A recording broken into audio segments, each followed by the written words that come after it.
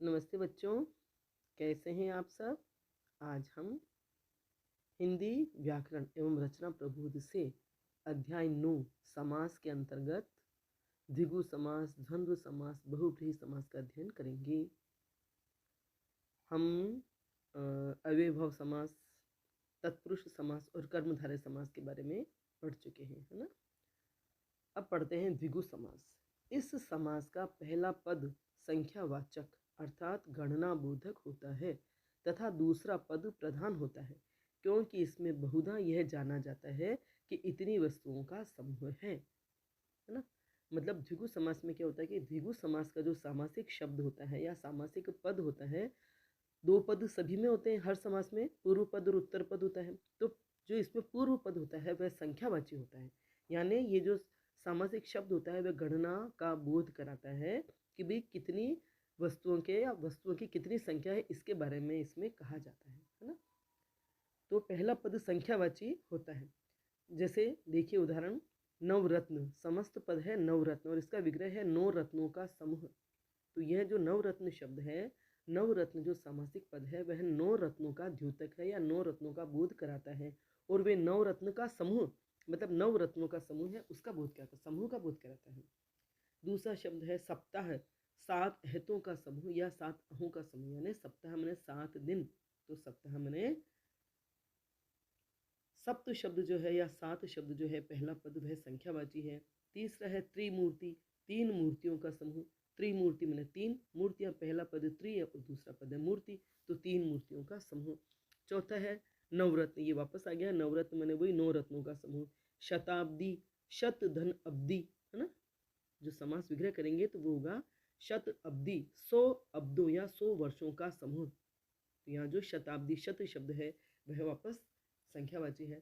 त्रिभुज, 3 भुजाओं का समूह।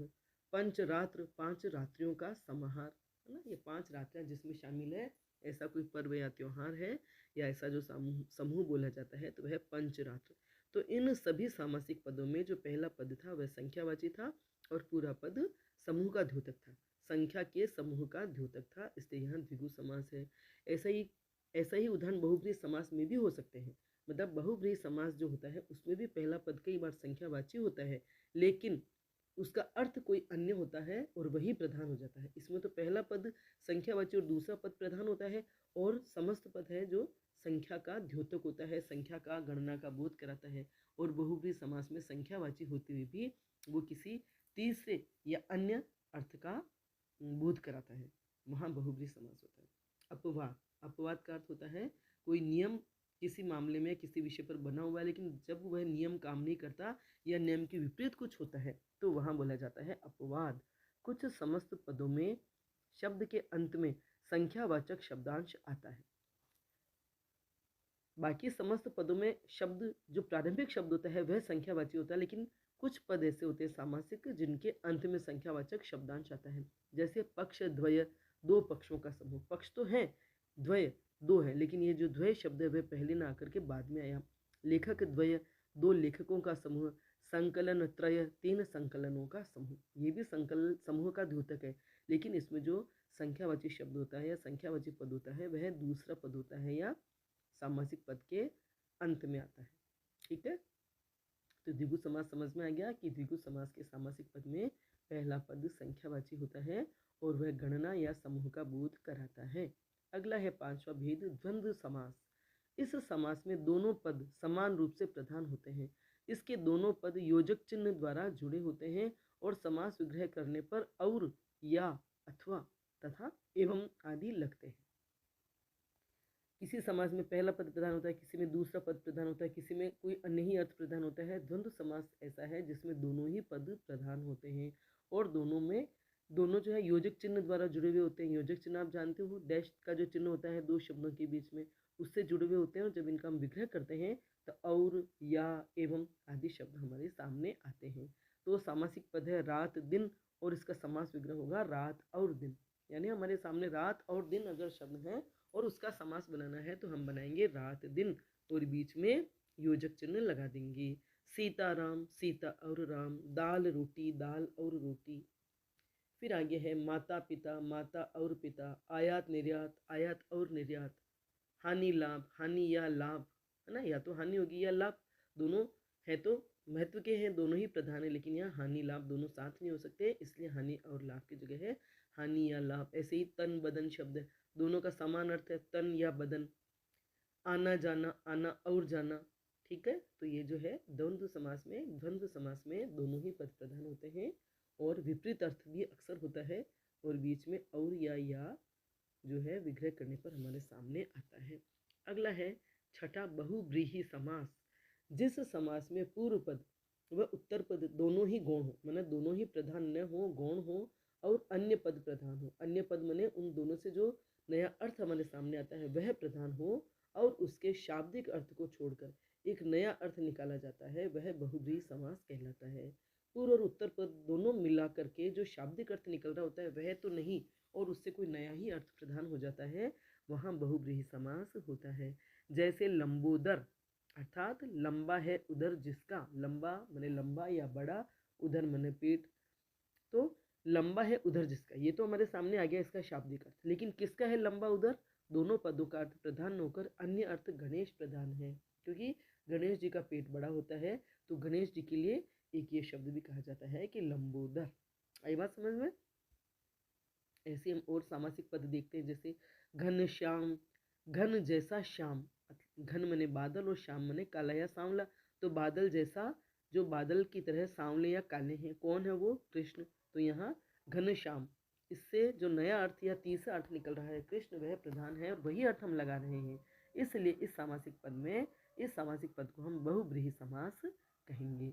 नीलकंठ, नीला कंठ है जिसका, किसका है वह? शिव जी का, तो यहाँ शिव अर्थ प्रधान है, शिव अर्थ हम ले रहे हैं, ग्रहण कर रहे हैं, तो यहाँ पर भी बहुव्रीहि समास होगा।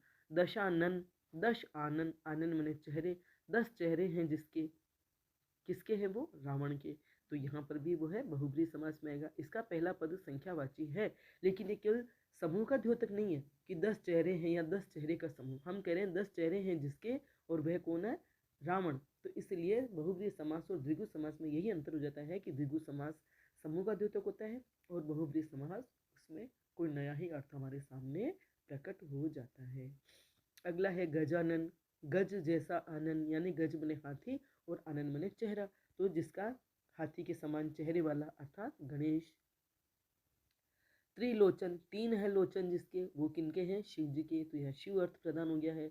हंस वाहिनी, हंस है वाहन जिसका, या हंस की सवारी करने वाली, वो कौन है? सरस्वती, तो यह सरस्वती अर्थ प्रधान है यहाँ। महावीर, महान है जो वीर, जो वीर भी है और महान भी है, वे हैं हनुमान, तो यह महावीर सामासिक पद है और बहुव्रीहि समास का उदाहरण है। दिगंबर, दिशा ही है अंबर जिसका, दिक, दिक मने दिशा और अंबर मने वस्त्र, तो जिसके वस्त्र दिशाएं ही, जिसका वस्त्र है या दिशाएं ही जिनका अंबर है, वे भी हैं शिव। तो ऐसे शिव जी के का अर्थ बताने वाले कई शब्द हैं, कई सामासिक पद है जिनका अर्थ शिव जी होता है, गणेश होता है। चतुर्भुज, 4 भुजाएं हैं जिसके, अर्थात विष्णु। अब चतुर्भुज शब्द ऐसा है जो आप केवल जैसे त्रिभुज लिया था वैसे चतुर्भुज भी आप ले सकते हैं द्विगु समास में, तो चतुर्भुज माने 4 भुजाओं का समूह या 4 भुजाओं का समाहार, तो यहाँ तक अर्थ करेंगे तो ये हो जाएगा द्विगु समास। लेकिन जब आप करते हैं ये 4 भुजाएं हैं जिनकी, तो वे कौन है? विष्णु। तो जब आप इनका अर्थ विष्णु ग्रहण करते हैं तो यह बहुव्रीहि समास का उदाहरण हो जाएगा। आई बात समझ में? द्विगु और बहुव्रीहि समास का अंतर समझ में आया आपको? प्रायः यह देखा जाता है कि कुछ समासों में कुछ विशेषताएं समान पाई जाती है, मतलब हमने जो समासों के इतने भेद पढ़े उनमें ऐसा लगता है कि ये विशेषता उस समास में भी है या ये बात उस समास में भी है, लेकिन फिर भी उसमें उनमें मौलिक अंतर होता है। समानताएं तो होती है सभी समास के भेदों में कुछ न कुछ है, लेकिन फिर भी उनमें कोई न कोई मूलभूत अंतर आता है, इसलिए वह भेद उसी रूप में ग्रहण किया जाता है। समान प्रतीत होने वाले समासों के अंतर को वाक्य में भिन्न प्रयोग के कारण समझा जा सकता है। तो जो सामासिक शब्द या जहाँ समास में आपको समानता नजर आने की वजह से आप भ्रमित होते हैं, कंफ्यूज होते हैं, तो उनका वाक्य प्रयोग करके या अर्थ करके देख ले तो आपको वह अंतर समझ में आ जाएगा।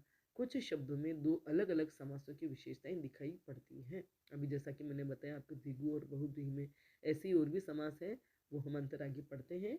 कर्मधारय और बहुव्रीहि समास में अंतर। तो कर्मधारय समास में दोनों पदों में विशेषण विशेष्य और उपमेय उपमान का संबंध होता है। लेकिन बहुब्रीहि समास में दोनों पदों का अर्थ प्रधान न होकर अन्य अर्थ प्रधान होता है। हो सकता है बहुब्रीहि समास के जो दोनों शब्द हों, कभी कभी उनमें भी विशेषण विशेष्य या उपमेय उपमान जैसी कोई समानता नजर आ रही हो, लेकिन उसमें वो वाला अर्थ न होकर तीसरा ही अर्थ प्रधान हो जाता है, इसलिए वह बहुब्रीहि समास में चला जाता है। और कर्मधारय समास में दोनों पद में विशेषण और विशेष्य या उपमेय और उपमान का अंतर होता है। ये संबंध होता है, और विशेषण विशेष्य क्या होते हैं, उपमेय उपमान क्या होते हैं, वो आप अच्छे से समझ चुके होंगे। जैसे मृग नयन, मृग के समान नयन, ये हो गया कर्मधारय, है ना। मृग नयन, मृग के समान नयन, यहाँ उपमेय उपमान वाला संबंध है, तो यहाँ कर्मधारय समास। और अगर यही हो जाता मृग के समान नयन जिसके हैं वह कौन है, मान लो आप कोई उपन्यास है, कोई कहानी पढ़ रहे हैं और उसमें मृग नयनी शब्द किसी नायिका के लिए ही आया है और वहाँ ये कहा जाता है, तो वहाँ आपके बहुब्रीहि समास हो जाएगा। मान लो सीता के लिए भी बोला जाए कि भी मृग नयनी, तो मृग जैसे नयन है किनके, सीता के। अगर ऐसा चित्रण कहीं हुआ है और उसी संदर्भ में यह शब्द पूछा गया है या सामासिक पद आया है, तो वहाँ हम उनका वह अर्थ लगाएंगे, तो वह बहुब्रीहि समास का उदाहरण हो जाएगा। तो मृग नयन, मृग के समान नयन तो कर्मधारय, और नीलकंठ वह जिसका कंठ नीला है यानी शिव, अर्थात शिव अन्य अर्थ लिया गया है, अन्य अर्थ ग्रहण किया गया है यहाँ शिव, तो वह बहुब्रीहि समास हो जाएगा। ठीक है। आगे है बहुब्रीहि और द्विगु समास में अंतर।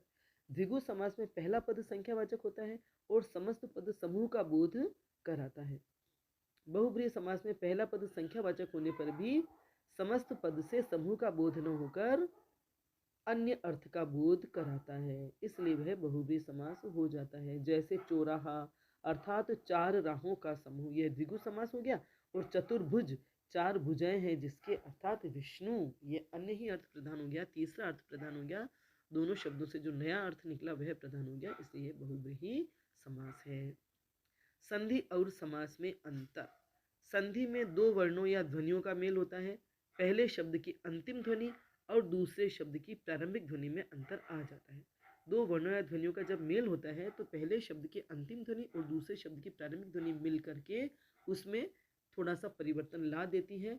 जैसे लंबोदर में लंबा शब्द के अंतिम ध्वनि आ और उदर शब्द की आरंभिक ध्वनि उ में आ और उ के मेल से ओ ध्वनि में परिवर्तन हो जाता है, मतलब आ और उ मिलकर के ओ बन जाते हैं। तो जब ये दोनों शब्द मिलते हैं लंबा धन उदर, तो बन गए लंबोदर। तो यहाँ हुई संधि की प्रक्रिया, क्योंकि उन वर्णों में, उन स्वरों में मेल हुआ है। जबकि संधि में दो या दो से अधिक शब्दों की कमी न होकर ध्वनियों का मेल होता है, किंतु समास में लंबोदर का अर्थ लंबा है उदर जिसका, लंबा उदर तो है लेकिन लंबा है उदर जिसका, हम कोई नया अर्थ ले रहे हैं यहाँ कि जिनका पेट बड़ा है।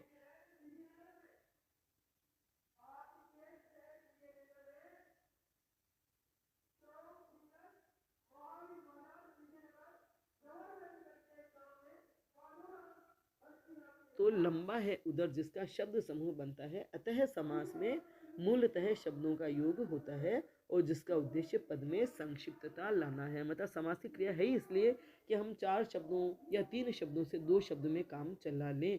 और संधि में वर्णों का मेल होता है, स्वरों का मेल होता है, ध्वनियों का मेल होता है। तो संधि और समास में मूलभूत रूप से यही अंतर है कि संधि में वर्णों का मेल होता है और समास में शब्दों का मेल होता है। परिवर्तन दोनों में आता है। ठीक है। तो वीडियो आपको समझ में आ गया होगा। समझ में आया हो तो लाइक करें, मेरे चैनल को सब्सक्राइब करें, बेल आइकन भी अवश्य टच करें ताकि जब भी मैं वीडियो बनाऊंगी उसकी सूचना आपको तत्काल मिल जाएगी। धन्यवाद।